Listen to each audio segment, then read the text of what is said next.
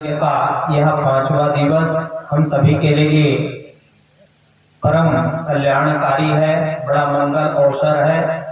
और इस शुभ अवसर पर हम ऐसे सत्य पुरुष परमात्मा के जीवन दर्शन को ग्रहण कर रहे हैं, उसका दिग्दर्शन कर रहे हैं।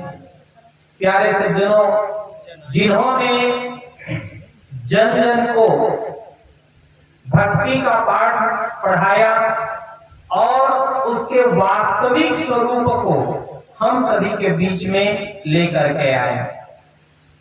भक्ति द्रविड़ उपजे ले आए रामानंद, प्रकट किया कबीर ने 7 दीप 9 खंड।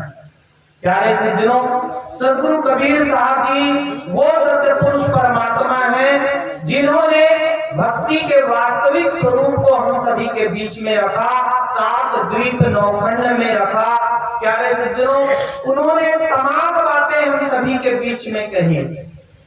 सदगुरु कबीर साहब जी के परम विवेकी शिष्य धनी धर्मदास साहब जी हुए और धनी धर्मदास साहब जी ने सदैव अपने सदगुरु के सामने दोनों हाथ जोड़ करके विनय किया।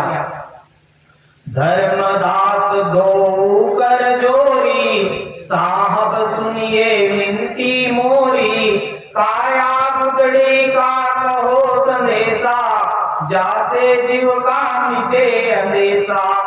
इस प्रकार से धनी धर्मदास साहब जी दोनों हाथ जोड़ करके विनती करते हुए, प्रार्थना करते हुए सदगुरु कबीर साहब जी से हमारे जीवन के उद्धार के लिए, कल्याण के लिए उन सारे प्रश्नों को पूछा।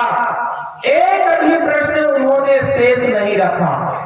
प्यारे सज्जनों, आज से 600 वर्ष पूर्व सदगुरु कबीर साहब जी ने जिन बातों को हम सभी के बीच में रखा वो आज भी प्रासंगिक है। और हम कह देते हैं कि आज से 600 वर्ष पूर्व, हम तो सिर्फ कलयुग की ही बात करते हैं। लेकिन प्यारे सज्जनों, सदगुरु का आगमन 4 युगों में हुआ, 4 युगों में हुआ। सतयुग में सतसुंदरी साहब जी के नाम से हुआ, त्रेता में मुनींद्र नाथ साहब के नाम से आए और द्वापर में करुणामय नाथ साहब के नाम से आए, कलयुग में कबीर साहब जी के नाम से आए।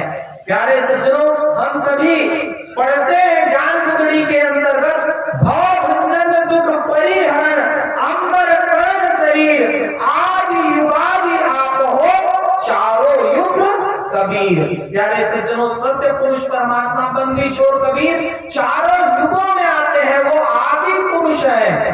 प्यारे सज्जनों, हम तो सिर्फ 4 ही युग की गणना करते हैं, सतयुग, त्रेता, द्वापर और कलयुग की ही गणना करते हैं। लेकिन हम अपने धर्म ग्रंथों का जब अध्ययन करते हैं तो इसके अलावा भी अन्य युगों का वर्णन हमको देखने को, सुनने को मिलता है। कील कमद कमोद कंकवत, ये 4 जो पीर धर्मदास को नाम सुनावे सदगुरु सत्य कबीर।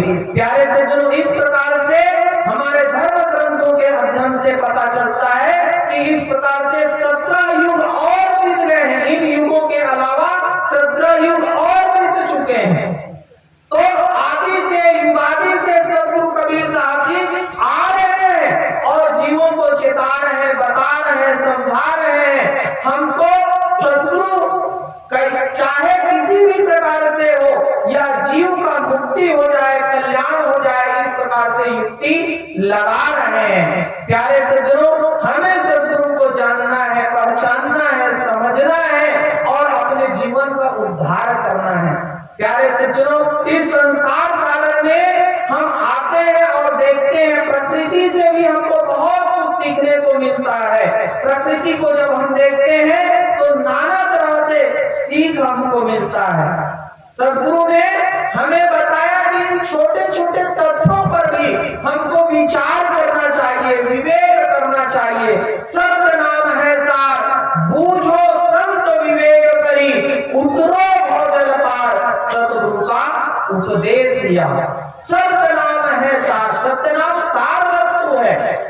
इस सभा के शुरुआत से ही हम सभी सत्यनाम की चर्चा करते हैं, जो कि सार है, मूल है, मुख्य आधार है, आधार स्तंभ है, जड़ है। प्यारे सज्जनों, उस परम नाम सत्य नाम का हमको स्मरण करना चाहिए। जीवन में उससे हमारा उद्धार होना है, कल्याण होना है, वो सार वस्तु है, सत्य नाम है सार। इसलिए बूझो संत विवेक करी, बूझना है, उसको जानना है, समझना है। कैसे? विवेक करी, विवेक करते हुए।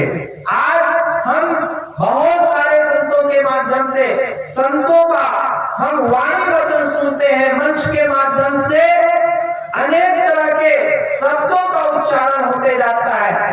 क्या सारी बातें सतगुरु कबीर साहब जी के एक एक शब्द को अनमोल मोती है, हीरे हैं, लेकिन कई बार वक्ताओं के माध्यम से छोटी मोटी गलती हो जाती है, उसको भी हमको विवेक करके ग्रहण करना चाहिए। क्योंकि सद्गुरु हमको सीख देते हैं, साधु ऐसा चाहिए जाने सूप स्वभाव हो, सार सार को कही रहे थोड़ा दे उड़ाए।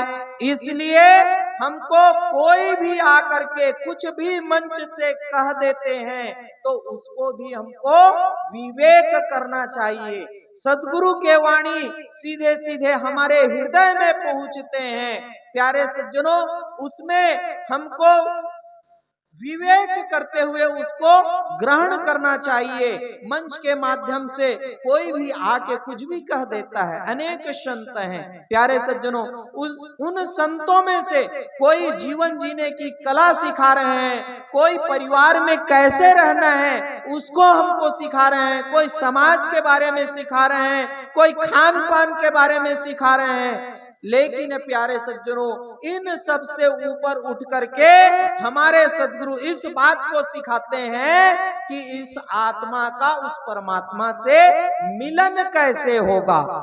संसार के व्यक्ति हमको जीना सिखाते हैं, संसार के संत महापुरुष संसारिक वस्तु को हमें सिखाते हैं, जीना सिखाते हैं। लेकिन प्यारे सज्जनों, सतगुरु हमें जीते जी मरना कैसे है इस बात को सिखाते हैं। साहब कहते हैं, मरण मरण हर कोई कहे, मरम न जाने कोई, एक बार ऐसा मरे तो बहुरी न मरना होए। प्यारे सज्जनों, बार बार मरने से मुक्ति कर देते हैं, बार बार हम जन्म ले रहे हैं, बार बार मर रहे हैं। इस बार बार जन्मने और मरने से मुक्ति दिलाने यदि कोई सच्चे महापुरुष हैं, सत्य स्वरूप परमात्मा हैं, तो प्यारे सज्जने वो हैं सतगुरु कबीर साहब जी। प्यारे सज्जनों, हम जब कभी भी आरती जलाते हैं, आरती करते हैं, दीपक जलाते हैं, तो दीपक ये नहीं कहता है कि आओ मेरे पास मैं प्रकाश देता हूं। प्यारे सज्जनों, उसका प्रकाश ही दीपक का परिचय होता है। ठीक उसी प्रकार से प्यारे सज्जनों, हमारे जीवन में हम कुछ कहें या ना कहें, अपने बारे में बताएं चाहे ना बताएं, हमारा कर्म ही हमारा परिचय देता है। हम कबीरपंथी हैं तो हमारे कर्म से वो झलकना चाहिए। हम रहते कैसे हैं, हम वाणी का कैसे इस्तेमाल करते हैं, हमारी रहनी गहनी खानी बानी कैसी है, इस बात से परिचय होता है कि हम कबीरपंथी हैं कि नहीं हैं। कोई सिर्फ चंदन लगा ले तो कबीरपंथी नहीं बन जाता है, कोई सिर्फ श्वेत वस्त्र धारण कर ले तो कबीरपंथी नहीं होता है। प्यारे सज्जनों, कोई सिर्फ माला पहन ले, कंठी माला धारण कर ले तो कबीरपंथी नहीं हो जाता है। कबीरपंथी होने के लिए कबीर पंथ के ज्ञान को हमारे जीवन में उतारना पड़ता है। सदगुरु कबीर साहब जी के वाणी वचनों के आधार पर हमको चलना होता है। आज हम अपने जीवन में मैं करते हुए अहंकार से युक्त होकर के किसी के भी पास आप बैठ जाइए, थोड़ी देर बैठिए, पता चल जाएगा। आपके पास बैठेंगे, चर्चा होगी, आपको बताएंगे ये घर मैंने बनवाया, ये धन मैंने इकट्ठा किया, ये खेत मैंने खरीदा, ये बाल बच्चों को मैं इतना पढ़ा रहा हूँ, लिखा रहा हूँ, योग्य बना रहा हूँ, ये जो कुछ भी कर रहा हूँ मैं कर रहा हूँ। हर कोई मैं करते रहते हैं। और सदगुरु कबीर साहब जी हमें क्या कहते हैं? सदगुरु की सीख हमें बताते हैं, मैं नाने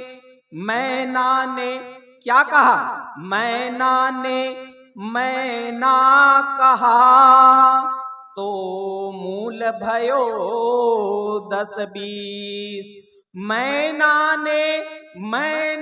कहा तो मूल भयो 10-20। और बकरे ने मैं कहा, बकरे ने मैं कहा तो कबीर कटायो शीस।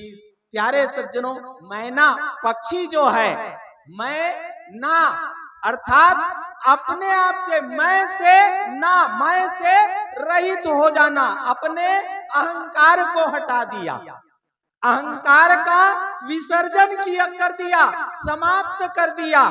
कुछ नहीं रहा, अपने आप को भी उन्होंने समाप्त कर दिया। तो क्या हुआ? वो मैना बाजार में गई तो उसके सुंदर वाणी के कारण से, उसके मधुर स्वभाव के कारण से, अहंकार रहित होने के कारण से उसके 10-20 मोल मिल गए, उसका दाम बढ़ गया, उसका कीमत बढ़ गया।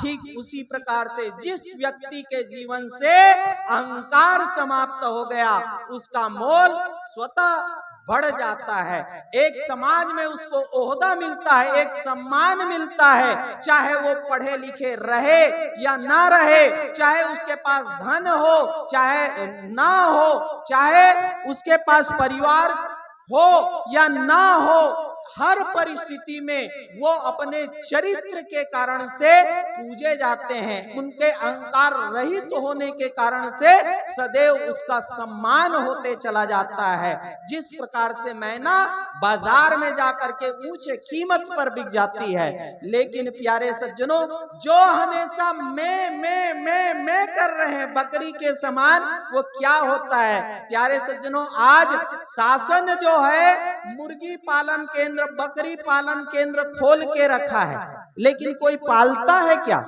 कुछ दिन रखता है और उसके बाद क्या करता है? उसी जिसको पाला उसी के गले पर छुरी चला देता है, उसका गला कट जाता है। रात दिन बकरे जो है वो मैं कर रहा है, एक दिन उसके गले पर क्या होता है? छुरी चल जाता है, गला कट जाता है। ठीक उसी प्रकार से काल निरंजन के प्रभाव में आकर के हम भी अहंकार के वशीभूत जब हो जाते हैं, तो प्यारे सज्जनों, हमारे गला जो है वो काल निरंजन काट करके ले जाता है। इसलिए सावधान कर रहे हैं। साहब के वाणी हमें सदैव जगाते रहते हैं, पल पल जगाते रहते हैं। इसलिए तो कहते हैं, चितावनी चित लागी रहे और यह गति लखे न कोय, अगम पंथ के महल में अनहद बानी होय। किसमें हमारे चित्त को लगाना है? चितावनी में। सदगुरु कबीर साहब जी के चितावनी जो शब्द है, उसमें हमको अपने चित्त को लगा करके रखना है। और यदि हम ऐसा करते हैं तो क्या होता है? चितावनी चित लागी रहे, यह गति लखे न कोय। और कहीं दूसरे स्थान पर आप चले जाइए, एक एक बातों को ऐसे चेताने वाले नहीं मिलेंगे आपको, तो वहां कथा सुनाया जाएगा। कथा सुनाया जाएगा। आप कथा सुनेंगे, राम ने क्या किया, कृष्ण ने क्या किया, माता अष्टंगी ने क्या किया, इसने ये किया वो किया, राजा रानी का कहानी बताया जाएगा। और आप उस कथा को सुन करके क्या होगा, उनका जीवन तो चला गया, उनका जीवन जैसे उन्होंने कर्म किया वैसे वैसे उसको अपने फल की प्राप्ति हो गई। लेकिन हमारे जीवन में क्या परिवर्तन आ रहा है, इस कथा को श्रवण पान करके हमारे जीवन में भी तो कोई परिवर्तन आना चाहिए। इसलिए प्यारे सज्जनों, सतगुरु के वाणी वचनों को आप देखिए, आपको बहुत लंबी चौड़ी कहानियां आपको मिलने वाली नहीं है। प्यारे सज्जनों, साहब हमको चेता रहे हैं, अरे नर मूर्ख बावरे तेरी सदा न एकी देही, काहे न बिसरो सतनाम को। प्यारे सज्जनों, हमको स्मरण करा रहे हैं साहब, याद दिला रहे हैं, तू मूर्ख बना हुआ है, तू गली गली फिर रहा है, अनजान बन करके फिर रहा है, ये मानव शरीर मिला हुआ है, दूसरी बार और मिलने वाला नहीं है। अब जाग जा, चेत जा और सदगुरु के नाम का स्मरण कर, तू तो नाम सुमर जग लड़ने दे। प्यारे सज्जनों, इस प्रकार से सदगुरु कबीर साहब जी हमको जगाने के लिए इस संसार सागर में आते हैं। और जो जीव जाग जाता है, सदगुरु के उस परम नाम का स्मरण करता है, वो अपने निज धाम को, सत्य नाम को, अमर लोक को प्राप्त करता है। इतना कहते हुए अपनी वाणी को यहीं पर विराम देता हूँ। आप सभी को सप्रेम साहे बंदगी साहे।